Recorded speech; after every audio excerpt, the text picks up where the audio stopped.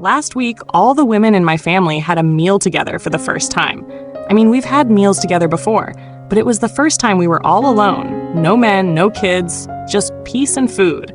Amazing. We all got together to celebrate my cousin and her engagement. So my mom kicked off lunch with a killer toast, because that's how my mom rolls, and then asked us to each share our advice for marriage. 6 of the 11 women were married and 1 was divorced. Between these 7 women, there was 116 years of marriage experience and wisdom. I know people offer up marriage advice to newly engaged couples all the time, but this was really special because it wasn't random advice from an acquaintance or lame advice about putting the seat down or whatever. This advice was heartfelt, deep, meaty, helpful, and so supportive of my cousin and her upcoming marriage.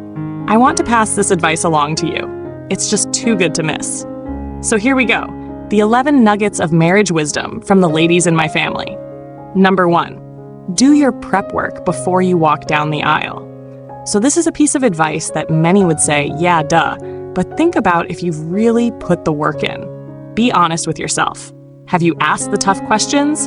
Have you sought out premarital counseling, advice, mentorship, anything? This is so important because changes are more easily made before marriage than after marriage.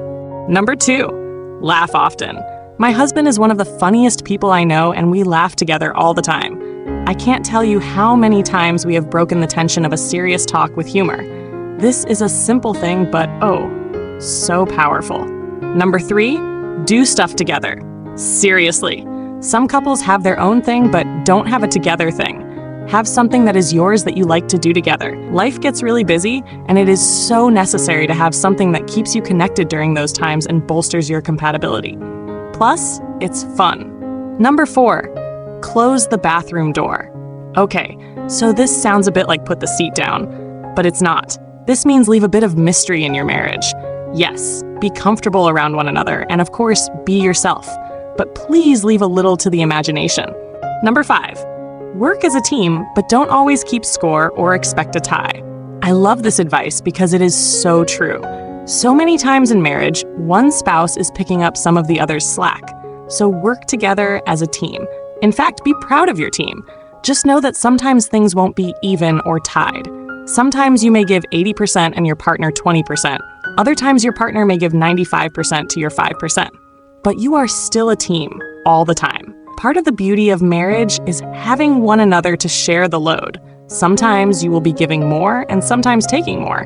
But that's how it goes. Work hard to avoid resenting this and instead take pride in lifting one another up along the way. Number 6, take comfort that ups and downs are normal.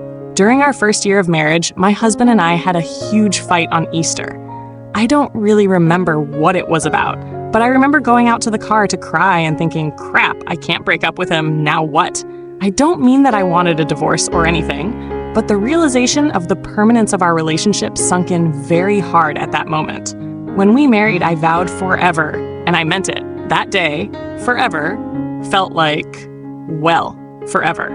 So the advice here is that there will be times when marriage feels hard, and that is normal. And there will be times where you are humming along, and that's also normal. Marriage requires work, and you will be thrown off your game from time to time. But do not fret, just reset. And be careful of getting stuck in a dark hole where you feel like your marriage will be hard forever. Just because something is hard today doesn't mean it will be hard every day. Work through it, talk, compromise, apologize, forgive, and move on. Number 7, be on a steady diet of humble pie. This one is hard to swallow sometimes, but a little humility goes a long way. So yes, you may always be right, but try being humble instead. It will really go over much better. I promise. Number 8, shift your perspective. Take time to get in your partner's shoes. Actually, do this every day, and hopefully your partner will too. Spend a few minutes every day thinking about what they're doing, what their day is like, and how they may be feeling. When you argue, challenge yourself to get in their world and see their side. Your partner will appreciate it, and you definitely will too. Number 9, RESPECT. Respect. So there are 2 pieces of advice in this one. First, men love to feel respected. This respect may look different to different men, so get to know how your partner likes to feel respected. Then do it. Second, make a vow to never talk disrespectfully to each other in front of other people. Obviously, it's best if you just never talk that way to each other ever. But make a commitment to always treat one another with dignity and care in front of others. You chose your spouse, so honor them and treat them with respect. Obviously, this goes both ways. Number 10, if you have nothing nice to say, then shut up. Words matter, and when they leave your mouth, you cannot take them back. So think before you speak. Take a second to collect your thoughts or calm down, or whatever works for you. Just be sure to think about your words before speaking. Number 11, remove the D word from your vocabulary. This was a heavy but powerful piece of advice from my divorced aunt. Her words were to take divorce off the table and vow to never go there during an argument. She talked about the pain that it caused her and her children as she sat across the table from her daughter, and the lasting impact that it has had on them. This is wise advice and something my husband and I also promised one another when we got married. Yes, there will be heated fights and tough times, but don't go there. So after lunch, my cousin called off her wedding. Nah, just kidding. But what was so cool about this day was that this advice wasn't fluff. It was real and based on decades of personal experience. We ended the day by telling her that we are all resources to her, people she can come to with the good, the bad, and the ugly, and that we will lift her and her marriage up however we can. Hopefully, you found all of this advice helpful.